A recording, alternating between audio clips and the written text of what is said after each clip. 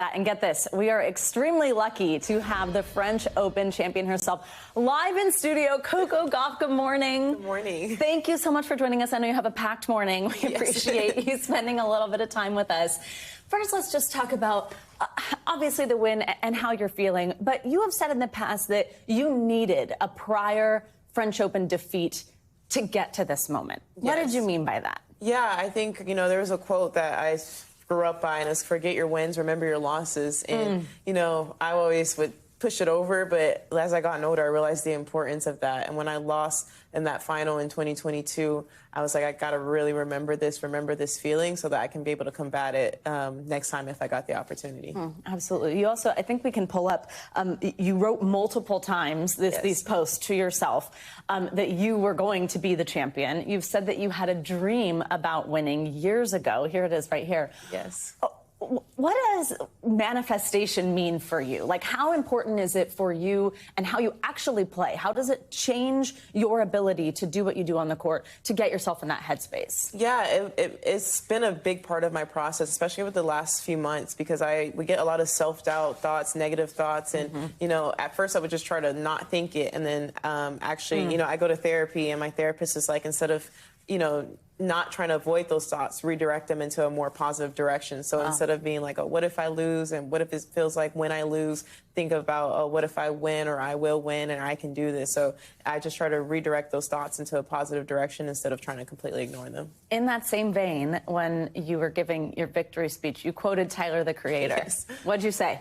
Yeah, he has a song and a lyric in Saint Chroma, and he goes, I ain't never had a doubt inside me, and if I ever told you that I did, I'm lying. And so basically I was like, deep down, I felt like I always knew I could do this. As a kid, I had that beaming confidence that I could do anything, and I feel like I lost that a little bit. So that, for me, I took that quote, and it was like, deep down, I always knew that I'd never had a doubt inside me, and this whole time that I had doubts, I was lying to myself. I love that he posted about it, too. Yes, I was excited for that. So cool. Yeah. You're the first American woman to win since Serena a decade ago. Yes. I mean, that is just such a legacy to put your name right on that list and cement it next to her. What's that mean to you? It means a lot. She's the reason why I picked up a racket in the sport and have the belief that I do. And for me to be able to be in any conversation with her, obviously she has her own legacy that will never be touched. But for me, just to even have like a 5% of that means so much to me. And dreaming big and watching her compete in real life. And I don't know, it's just crazy to say that 10 years later that I'm here with that trophy after she held it. So it means a lot. And, finally put the Americans back in that French Open conversation. It's amazing. Also, just like for people who don't understand, or maybe even people at home who are casual tennis players themselves, I feel like you can't overstate what playing on a clay court is like, and how difficult and different that is, and why that makes the French Open and Roland Garros what it is. How different is it? How much more difficult, or just how do you have to prepare differently for that? Yeah, obviously the movement is one thing, just sliding. I had to learn how to slide, and each time, it takes a few weeks, I think, for me to sometimes get used to it, sometimes faster.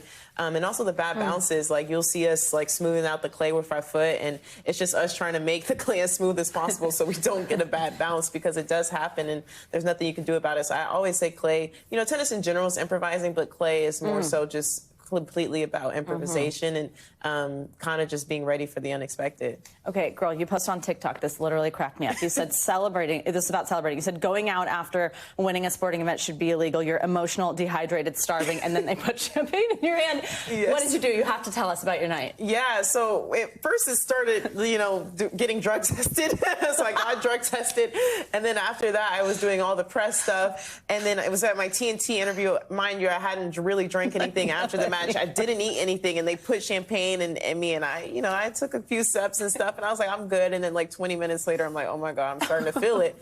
And then we went out to eat dinner, and then we went to a club downstairs, and that was just one of the best times of my life. And I had a great time. It was a rough next day in the morning, but I said I'm only going to do that for Grand Slams. So yeah, I definitely wanted to enjoy it and be able to have those experiences. Oh my God, I love it. Okay, also your fits, including this one right now. Yes. But everything, how much do you love, everything you've done with New Balance and Miu Miu, amazing. Yeah. But also exactly what you were wearing through this tournament was just awesome. Yeah, being able to partner with New Balance and Miu Miu has been great. They did my on-court look for Rome, and then obviously doing the off-court looks for this whole kind of press situation. And yeah, it's really cool. I love fashion, and I love bringing new things to tennis. And walking on court with the leather jacket was really cool. And I'm hoping that we can do more exciting things for this sport and bringing, kind of bridging that fashion and sport culture, especially when it comes to tennis. Also, last quick thing, even the women's champion sometimes is subjected to bad airplane Wi-Fi. Yes. It cut out for you during the men's final? Yes, we were watching the men's final, and it was 5 1/3, and it cut out. And,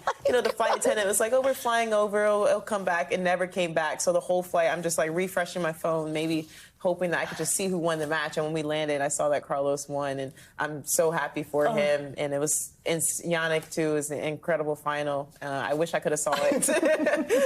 We'll get you the replay. Coco Gauff, thank you so much. Congratulations. Thanks it's wonderful to me. meet you. You're so fantastic. Thank you so much.